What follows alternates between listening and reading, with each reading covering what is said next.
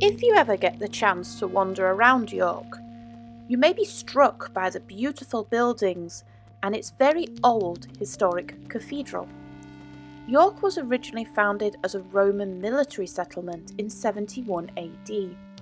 Since then, there's always been some form of town on the site, and this exploded into the city that we see today. As you can imagine, there's quite a lot of history here. Unfortunately, this history sealed its own fate on April 29, 1942. It was the height of the Second World War.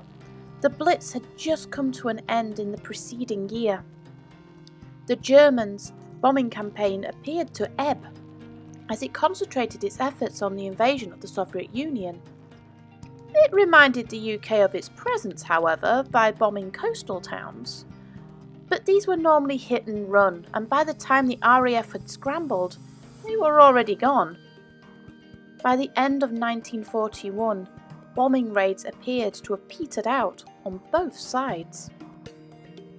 In the March of 1942, the RAF resumed its bombing campaign with the bombing of Lubeck. Unlike the last bombing campaign, where the forces would only target specific factories or military installations, the RAF began to concentrate on a single area where several worthwhile targets existed. This not only meant that those targets were destroyed in one fell swoop, but it also broke the confidence and morale of the public who were living there. This tactic may sound familiar, as this is exactly what the Germans did to London. Following its success in Lubeck, the RAF targeted Rostock 1 month later, razing both cities to the ground. The destruction of Lubeck and Rostock caused shockwaves throughout Germany. Up until that point, the Germans had considered the RAF to be just an annoyance, like a fly that wouldn't go away. Further up the ranks, the German officials knew this was serious, and they couldn't risk the public being demoralised following the destruction of the two cities. Adolf Hitler was infuriated when he heard the news, and it was rumoured that he grabbed a copy of the Baedecker Guide, a local tourist book showing historical cities within the UK. He ordered that the air war against England to be given more of an aggressive stamp, and he made the order that any city which had a 3-star rating or more in the guide was now a target. The Baedecker Guide also listed detailed maps of each of the cities, which was used to generate the targets for the bombing. Hitler quoted, "I want these attacks repeated and repeated until the English are sick and tired of them. There was no other way of bringing the English to their senses. They belong to a class of human beings with whom you can only talk after you first knock their teeth." On the April 29, 1942, in the early hours of morning, the Luftwaffe struck York. Using the detailed maps in the guide, the 40 bombers tried to hit as many cultural targets as possible, as well as several key areas such as the carriage works, the engine sheds, and the station. It took over 2 hours for the bombs to rain down upon the city. The old church of St. Martin le Grand on Coney Street took a direct hit, as did the old Roundtree's factory, which was burnt to the ground. The Guildhall, which had stood since medieval times, was almost completely destroyed. The train station was severely damaged, the rooms were collapsed, and one unlucky passenger train took a bomb head-on as it came into the station on its way to Edinburgh from London. The engine sheds did not escape the damage either. In the Great Hall of the Railway Museum there is a plaque next to the turntable. This plaque is to commemorate the exact spot where an A4 Pacific Class 4469 Sir Ralph Wedgwood was standing. A bomb came through the station's roof and exploded right beside the engine. Sir Ralph Wedgwood and another engine, a B-16 class number 925, were completely destroyed.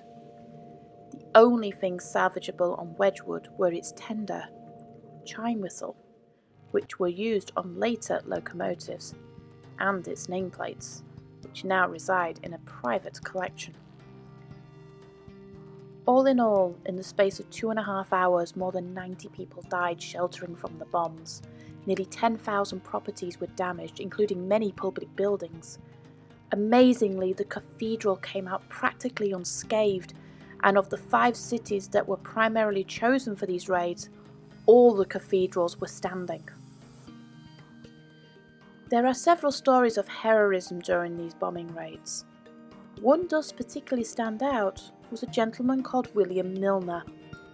He was a foreman and first aider who, rather than took shelter in his own Anderson shelter, went to the assistance of others who were trapped in the buildings at the railway station.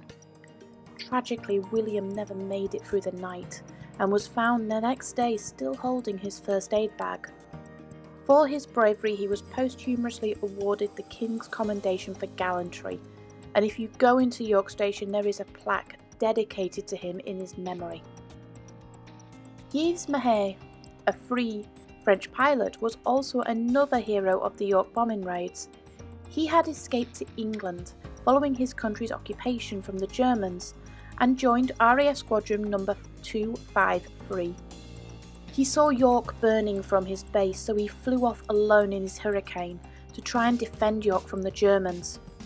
He successfully managed to shoot down a bomber over the River Ouse, which set the others to retreat when the RAF pilots began to join the fight. The young pilot received a hero's welcome and a civic reception in York. He went on to become a decorated pilot, however, he was shot down and captured by the Germans in 1944. He managed to escape and served in the French Air Force until 1962, when he sadly died in a jet plane crash in Belgium. Many places were rebuilt following the bombing raids. The sheds were rebuilt and eventually converted into the National Railway Museum, as we know and see today.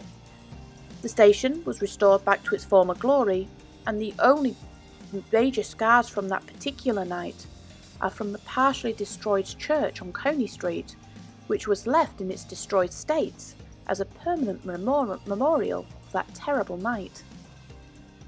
The National Railway Museum also pays homage to this night with a collection of coins which it keeps in the warehouse.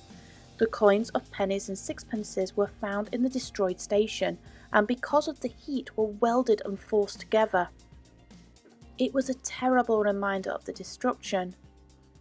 But as you walk round the Great Hall and look up to the ceilings, it's also a reminder of how we can rebuild.